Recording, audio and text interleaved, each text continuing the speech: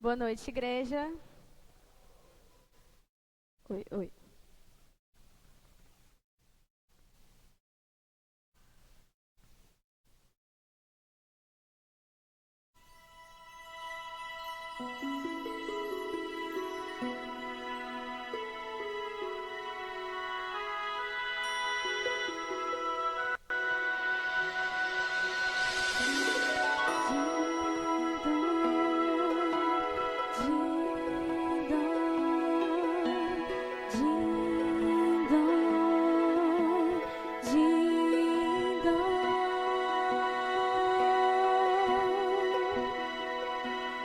Lá na manjedoura, numa estrebaria, na cidade de Belém, uma estrela brilha, o céu já anuncia, é noite de Natal, nasceu o Deus menino, o bem venceu o mal.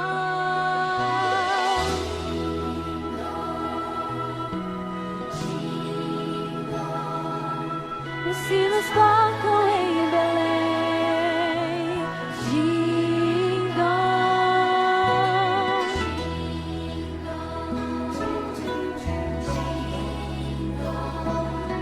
os sinos tocam em Belém, ding-dong.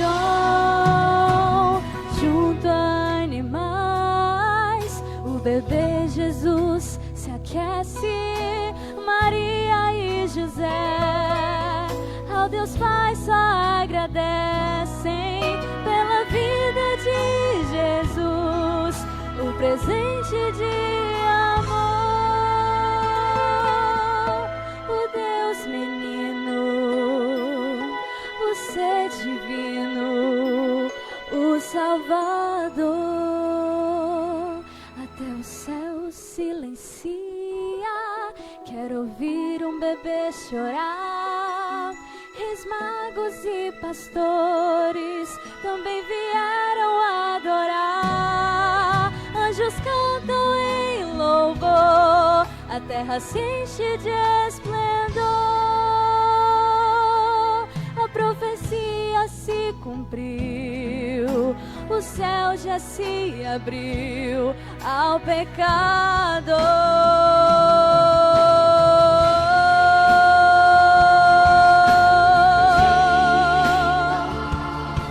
Os sinos tocam em Belém, ding-dong.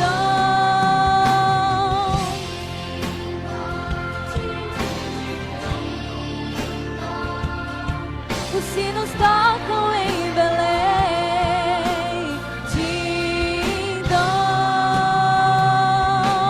Glória a Deus, anjos cantam em louvor. Glória a Deus, a Jesus o Salvador. Glória a Deus, paz na terra entre os homens. Glória a Deus, ao Rei da paz, ao Rei Jesus.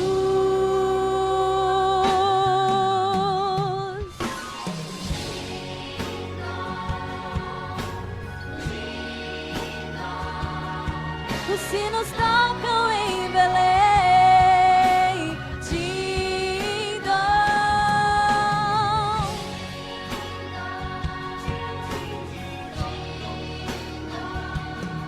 Os sinos tocam em Belém, ding-dong.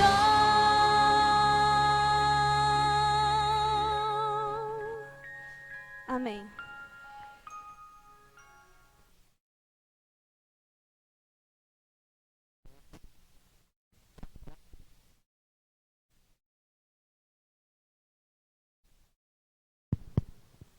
Oi. Deus seja louvado. Amém. Boa noite, povo de Deus. Amém. Tá linda a igreja hoje, hein? Glória a Deus. Amém. Amados, quantos aqui hoje estão felizes por estar aqui nesse lugar? Levante sua mão. Amém. Deus seja louvado por isso. que esse possa ser um motivo de nossa felicidade, de nosso coração se aquecer, estarmos na casa do Senhor para adorar o seu nome. Amém? Só Ele é digno de toda adoração, de todo louvor, de toda glória. Os salmistas, ele fala: alegrei-me quando me disseram, vamos à casa do Senhor. Amém? Vamos abrir nossas Bíblias. Abram suas Bíblias no livro de Mateus.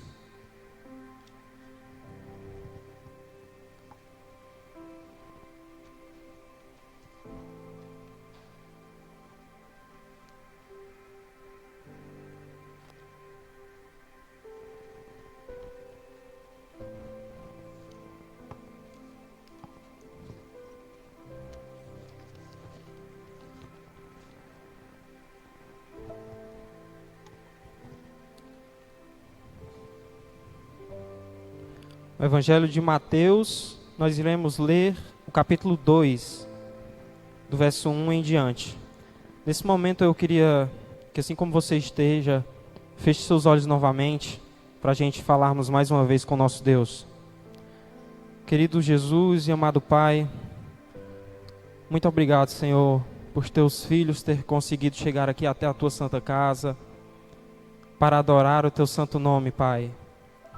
Muito obrigado, Senhor, por ter livrado eles de todo o mal, e eles terem chegado aqui em paz, Pai. Nesse momento, a Tua palavra está aberta, Senhor. E eu venho te pedir aqui o Teu Espírito Santo no meio de nós, Pai. Que nós possamos sentir grandemente a Tua presença nesse lugar, nesse tempo. E que, através da Tua palavra, o Teu Espírito Santo possa nos usar para falar conosco as Tuas boas novas, Pai. Que nós te pedimos em nome de Jesus. Amém. Queridos, nós vamos ler aqui a partir do versículo 1. Todos encontraram? Hoje a mensagem, ela não poderia ser diferente, né? Nós iremos falar sobre uma das datas mais importantes desse planeta, o nascimento do nosso glorioso Salvador. A partir do versículo 1, a palavra de Deus diz o seguinte: tem isso. Tendo Jesus nascido em Belém da Judéia em dias do rei Herodes, eis que vieram magos do Oriente a Jerusalém e perguntaram: onde estás, o recém-nascido, o rei dos judeus? Porque vimos a sua estrela no Oriente e viemos para adorá-lo. Tendo ouvido isto, alarmou-se o rei Herodes e com ele toda a Jerusalém. Então, convocando todos os príncipes, sacerdotes e escribas do povo, indagava deles onde o Cristo deveria nascer. Qual foi a resposta? Em Belém da Judéia. Responderam eles: porque assim está escrito, por intermédio do profeta: e tu, Belém, terra de Judá, não és de modo algum a menor entre as principais de Judá, porque de ti sairá o guia que há de apacentar o meu povo Israel. Com isto, Herodes, tendo chamado secretamente os magos, adquiriu deles com precisão quanto ao tempo em que a estrela aparecera. E enviando-os a Belém, disse-lhes: ide e informai-vos cuidadosamente a respeito do menino, e quando tiverdes encontrado, avisai-me, para eu também ir adorá-lo. Depois de ouvirem o rei, partiram, e eis que a estrela que viram no oriente os precedia, até que chegando, parou sobre onde estava o menino. E vendo eles a estrela, alegraram-se com grande e intenso júbilo. E entrando na casa, entrando na casa, viram o menino com Maria, sua mãe. Prostaram-se e o adoraram. E abrindo seus tesouros, entregaram-lhes as ofertas: ouro, incenso e mirra. Sendo por divina advertência prevenidos em sonhos para não voltarem à presença de Herodes, regressaram por outro caminho à sua terra. Vamos parar por aqui. Queridos irmãos, o nascimento do nosso glorioso Salvador ele foi planejado na eternidade.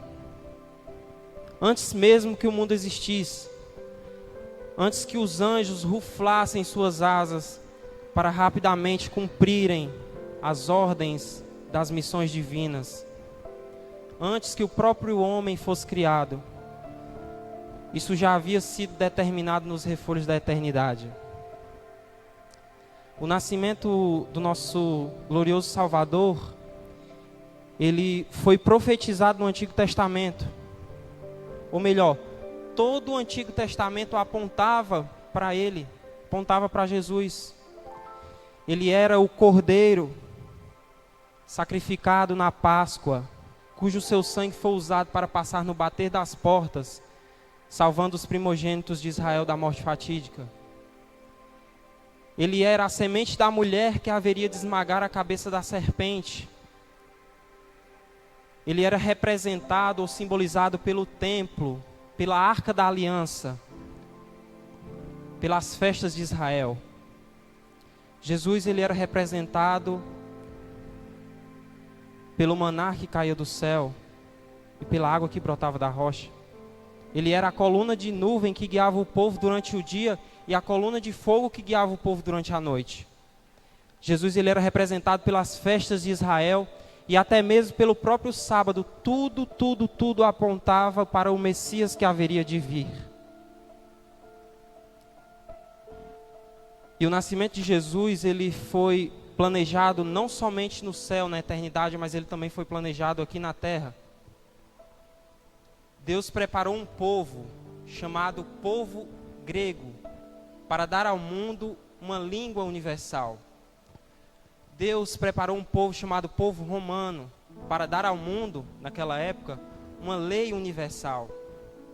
E Deus preparou um povo chamado povo judeu para trazer ao mundo, para dar ao mundo as Escrituras, a palavra universal de Deus. Amém? Na plenitude dos tempos, ele nasceu. Ele nasceu de mulher, nasceu sob a lei para ser o nosso maravilhoso e nosso glorioso Redentor. Diga amém. Isaías, ele declara que ele é o Deus forte, o maravilhoso conselheiro, o Pai da eternidade, o príncipe da paz.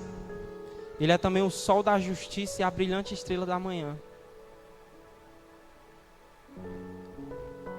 Diz a Bíblia que o Verbo eterno, pessoal, divino, autoexistente, criador, infinito, imenso, imutável, onipotente, onipresente, onisciente, transcendente e soberano, se fez carne e habitou entre nós, cheio de graça, de verdade e cheio do Espírito do unigênito do Pai.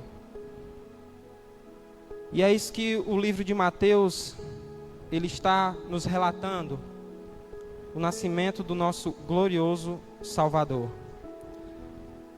Agora, o que eu acho interessante aqui no Evangelho de Mateus é que, diferente do Evangelho de Lucas, o Evangelho de Mateus, ele não nos traz muitos detalhes de quem eram os governantes daquela época, das outras regiões, quem eram os líderes. O que a Bíblia nos traz é que Jesus, ele nasceu no tempo do rei Herodes. Passa o slide aqui para mim, por favor, Gabriel. Pode passar o outro também. Pronto. Quando a gente fala de Herodes, a gente tem que ter um certo cuidado, porque o Novo Testamento, ele faz referência a 4 Herodes. O Novo Testamento, ele fala de um Herodes, que é Herodes o Grande, que é o que a gente vai falar aqui nessa noite. A Bíblia fala de um segundo Herodes, o Herodes Antipas, filho de Herodes o Grande. Foi ele que zombou de Jesus na cruz, foi ele que mandou matar João Batista e decapitá-lo, foi ele que Jesus chamou de raposa. O Novo Testamento, ele nos fala de um terceiro Herodes, o Herodes da Agripa I. Foi o que mandou passar a espada em Tiago, irmão de João. e que mandou também prender Pedro para matá-lo depois da festa. O Novo Testamento ele fala também de um quarto Herodes, o Herodes Agripa II. O Herodes Agripa II ele falou para Paulo que Paulo quase o persuadiu a ser um cristão. Mas quando nós falamos especificamente em Herodes o Grande, esse primeiro Herodes aqui, nós temos que ter alguns conhecimentos sobre quem era Herodes, porque o nascimento de Jesus ele nos traz uma mensagem, e essa mensagem ela deve ser passada todos os anos até a volta de Jesus. Ela deve ser lembrada por nós e ela deve ser celebrada. Agora, queridos, tem uma passagem aqui no capítulo 2 que sempre que eu lia, para mim ela não fazia muito sentido. Não fazia sentido, Fatinha. Que é algo que eu acho assim... Voltem vocês agora aqui no versículo 3 do capítulo 2. Vamos ler todos juntos de novo. Mateus capítulo 2, versículo 3. E tendo ouvido isto o quê? Onde está o recém-nascido rei dos judeus? Porque vimos a sua estrela no oriente e viemos para adorá-lo. Qual foi a reação de Herodes? Ele alarmou-se, e com ele toda a Jerusalém. Irmãos, não faz sentido isso aqui. Quando a gente olha para esse versículo com olhares, posso falar, ignorantes, mas ignorantes assim, com falta do conhecimento correto, esse versículo não faz sentido, porque como que um rei, na plenitude do seu poder, ele pode se perturbar com uma simples pergunta: onde está o recém-nascido, o rei dos judeus? Pois vimos a sua estrela e viemos adorá-lo.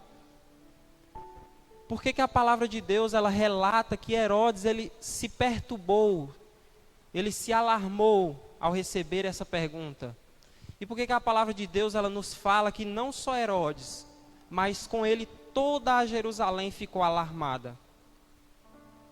Você não consegue entender esse verso se antes você não entender quem era Herodes de fato. Então, quem era esse Herodes que foi marcado na história como Herodes o Grande? E eu trouxe aqui algumas características sobre Herodes, sobre quem era Herodes. Eu queria passar rapidamente para vocês, queria apresentá-los, Herodes, nessa noite aqui. Herodes, ele nasceu ao leste de Israel, no reino de Edom, que era conhecido também como Edomeia. Nessa parte amarela de baixo aqui.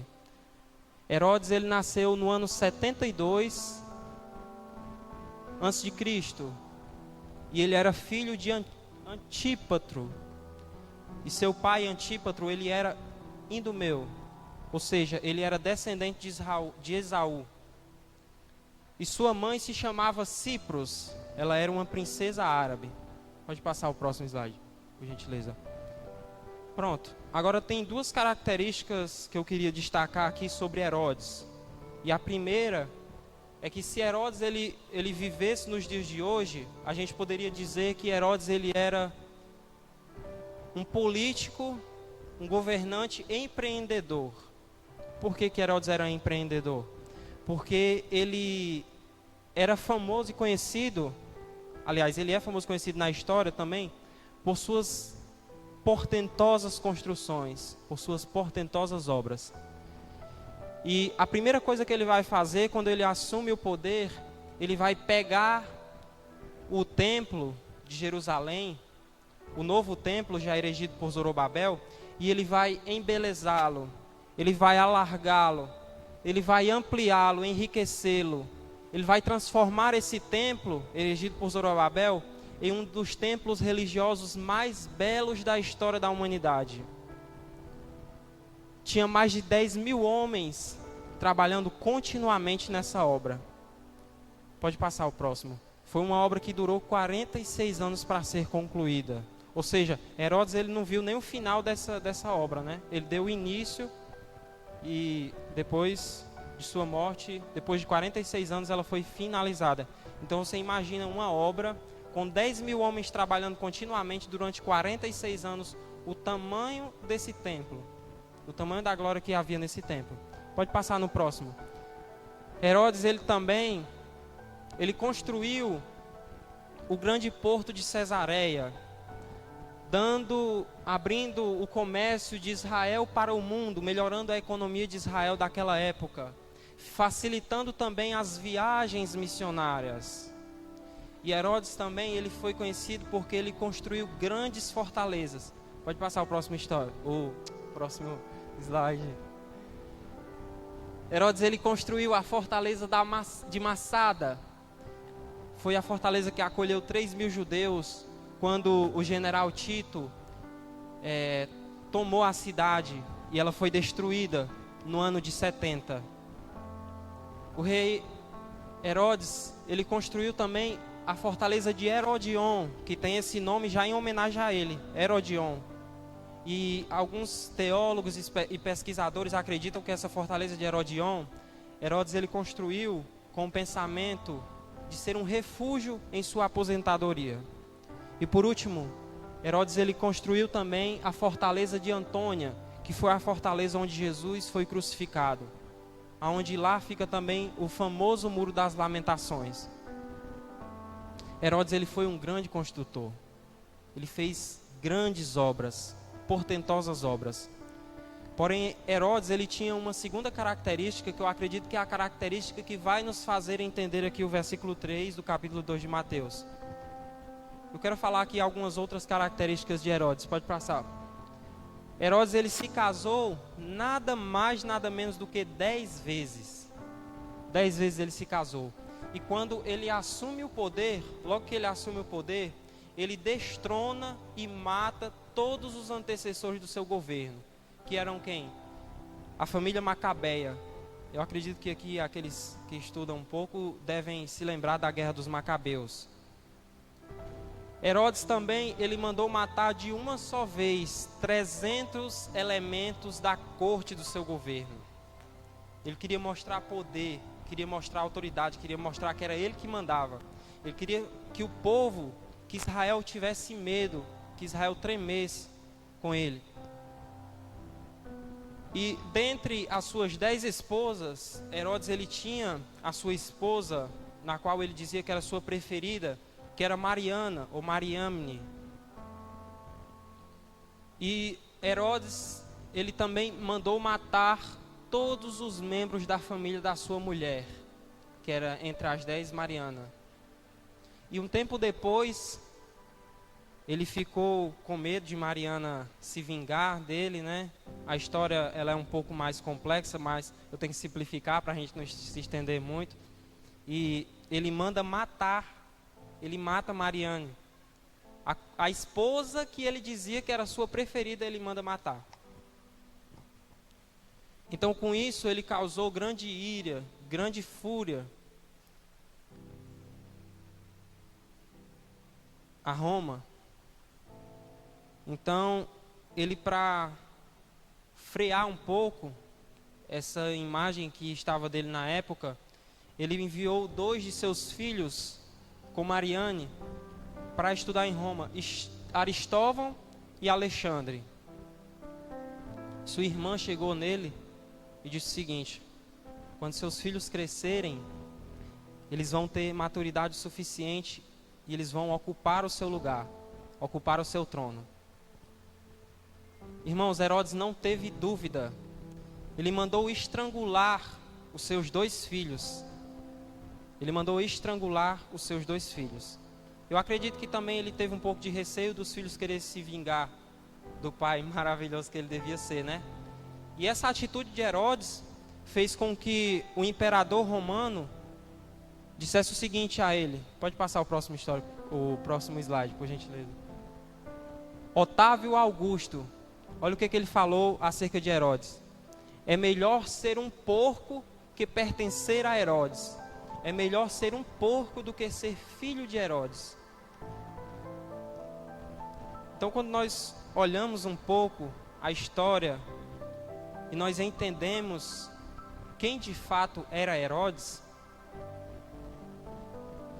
nós podemos entender o pânico de Herodes ao receber aquela simples pergunta dos magos, ele não conseguia aceitar a ideia de que alguém pudesse tomar o trono dele, que alguém pudesse substituí-lo.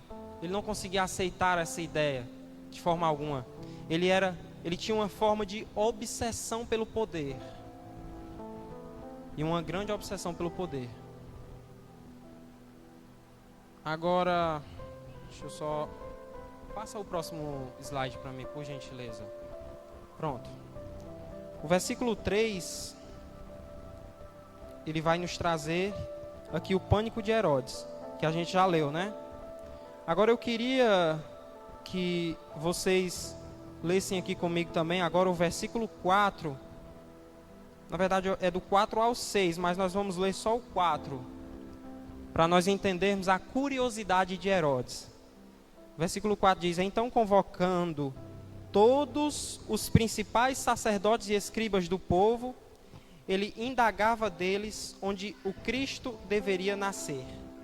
Convocando todos, ele não queria deixar dúvida. Ele convocou todos os escribas e os sacerdotes do povo. Agora aqui no versículo 7, acompanhe comigo aí o versículo 7, onde a gente vai ler a sagacidade de Herodes.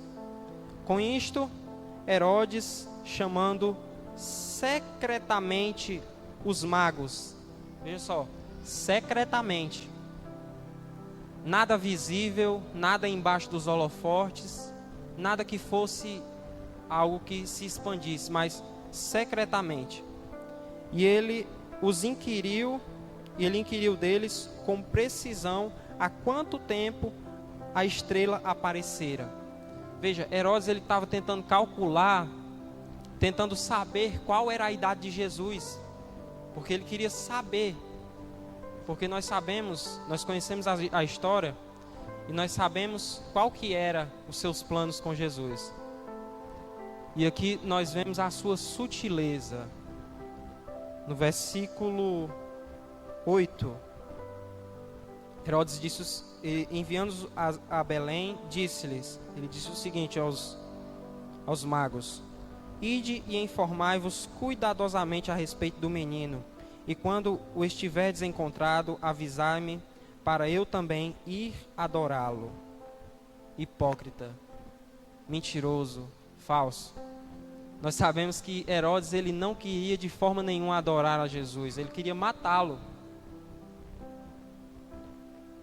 E agora aqui no versículo 13,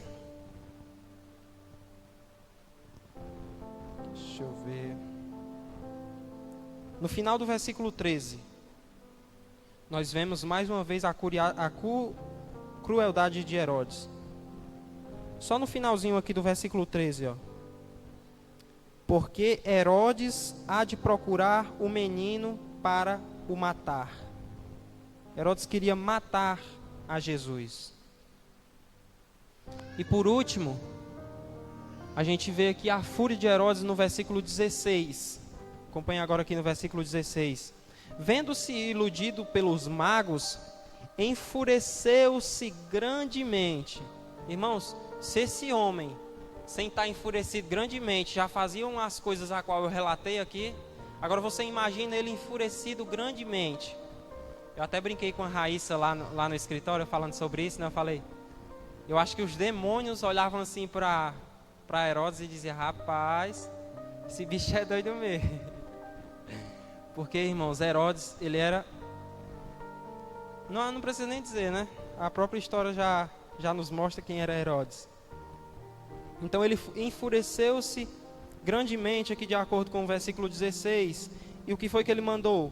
Mandou matar todos os meninos de Belém e todos os seus arredores, de 2 anos para baixo, conforme o tempo o qual com precisão se informara dos magos. Ou seja, ele não queria deixar nada. Ele mandou matar todos os meninos, não só de Jerusalém, mas de toda a região em sua volta. Ele não queria ficar com dúvidas da vida de Jesus. Quando os homens eles estão no poder, quando os governantes eles estão no seu auge do seu poder, eles acreditam que eles literalmente eles estão no poder. Os homens, eles acreditam que eles podem todas as coisas. Mas eu quero te dizer aqui nessa noite uma coisa. Os homens, eles não podem tudo. Os homens, eles não podem todas as coisas. Somente quem é no mundo que pode todas as coisas? Somente Deus. Porém, quando o ser humano ele está no seu auge, no seu poder, ele esquece desse detalhe, né? E era o que tinha acontecido aqui com Herodes. Agora, por último, falando aqui sobre Herodes, eu queria que vocês acompanhassem comigo aqui, para a gente já finalizar, já estamos com o horário bem estendido. Finalizarmos essa mensagem aqui no versículo 19. Nós iremos falar sobre a morte do rei Herodes. Versículo 19. Acompanha aqui comigo. Mateus 2, capítulo 19. Tendo Herodes morrido... Pode parar por aqui mesmo. Irmãos, deixa eu falar um negócio para vocês. Os inimigos de Deus morrem. Os inimigos de Jesus, eles morrem. Mas Jesus, ele está vivo. E ele reina em seu trono de glória e de poder.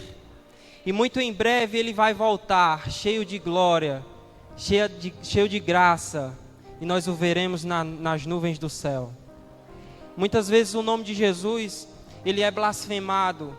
Muitas vezes o nome de Jesus, ele é perseguido nas universidades, nas escolas, nas grandes mídias, aqui, ali, acolá. O nome de Jesus, ele é blasfemado, ele é zombado pelos seus inimigos. Mas Jesus, ele vive e ele reina. E ele está vivo, meus queridos. Cristo, ele vive. Meus irmãos, vocês sabem por quê? Que até hoje, muitas vezes o nome de Jesus, ele é odiado. Ele é perseguido. Deixa eu falar para vocês por que é. Porque ele está vivo. Ninguém odeia quem está morto.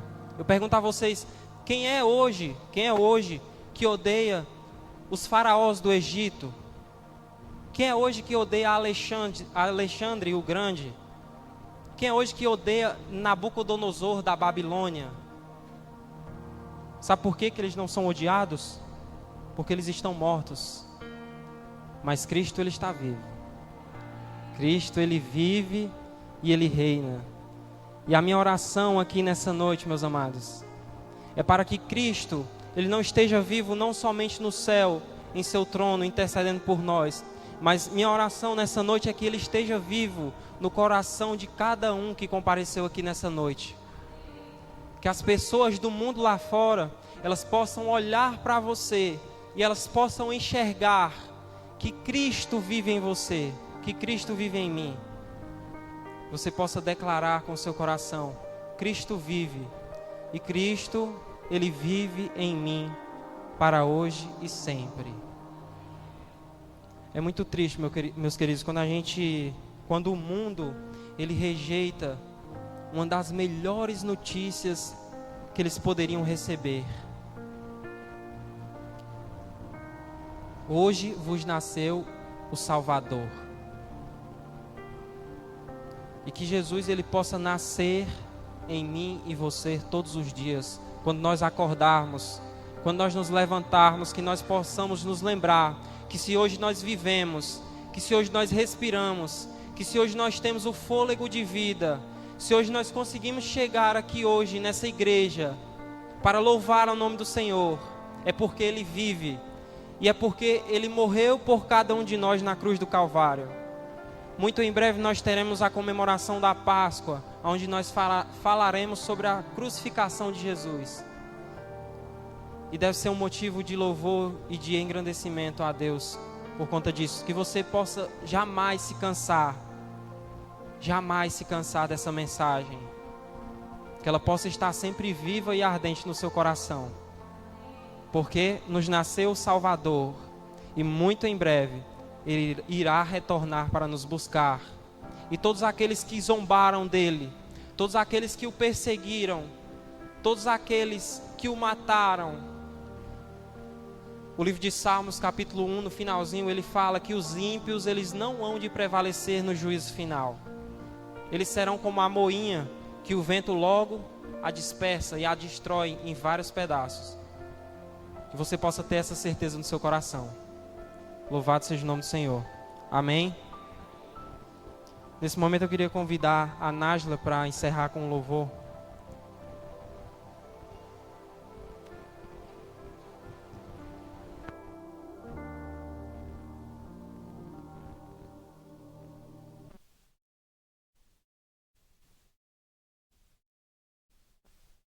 Oi.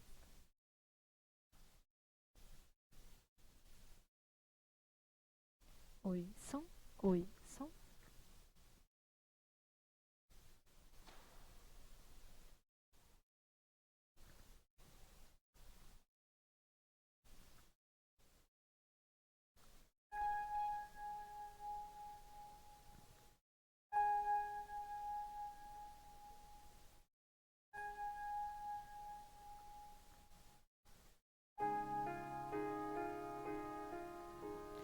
Tanta paz, santa paz, já anoiteceu, tão tranquilo está. Terá sido numa noite assim. Imagine o anjo a contemplar a ternura de Maria, olhar que o rei nasceu.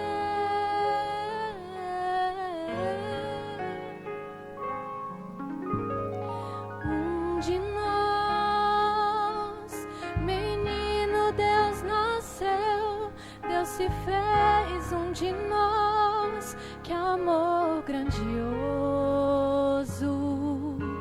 maravilhosa luz, envolve ali Jesus na noite em Belém.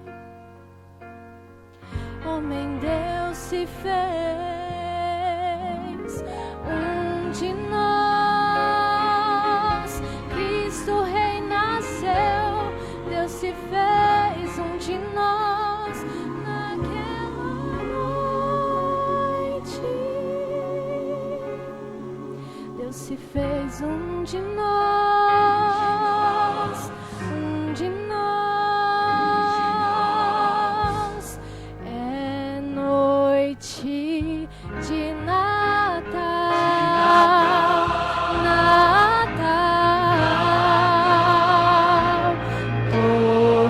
tornou-se de nós, nasceu menino Deus, que se fez de nós, que amor grandioso, maravilhosa paz, a manjedoura traz na noite em Belém. Homem Deus se fez de nós, o Cristo já nasceu e tornou-se de nós naquela noite. Deus se fez de nós, de nós. Natal é amor.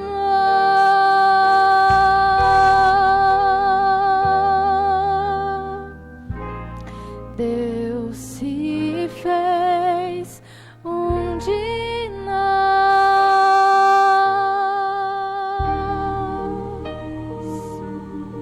Amém.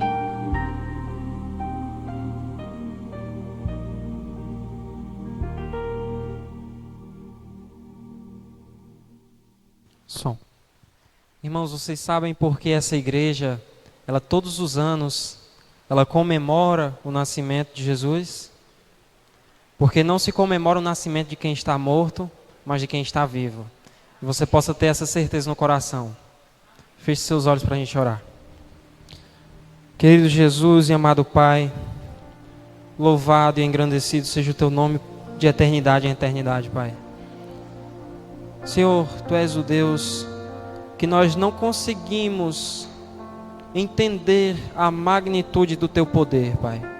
Nós não conseguimos entender a magnitude da Tua graça. Existe um louvor que eu gosto muito, que ele fala sobre o Teu amor, e ele fala que se o mar se transformasse em tinta e o céu fosse um papel, ainda assim não daria para descrever o Seu amor por cada um de nós, Pai. Senhor, muito obrigado, Pai. Nós não temos palavras para Te agradecer. Nós não temos palavras para dizer ao mundo o Deus tão extraordinário que o Senhor é, Pai. Mas nós ansiamos por isso, Pai. Nós queremos levar esse Teu Evangelho. Nós queremos mostrar para o mundo o Deus que o Senhor é, Pai. Nós queremos, Pai, salvar o máximo de pessoas possível, porque nós sabemos que muito em breve nós iremos morar contigo na eternidade e nós não queremos ir sozinhos, Pai. Nós queremos levar muitas e muitas pessoas conosco. Essa é a minha oração, Senhor. Que o Senhor possa nascer em nós todos os dias da nossa vida. Em nome de Jesus, amém. Que Deus abençoe a vida de todos vocês, que a gente possa ir para os nossos lares em paz, cear com as nossas famílias e, desde já, um Feliz Natal para todos. Amém?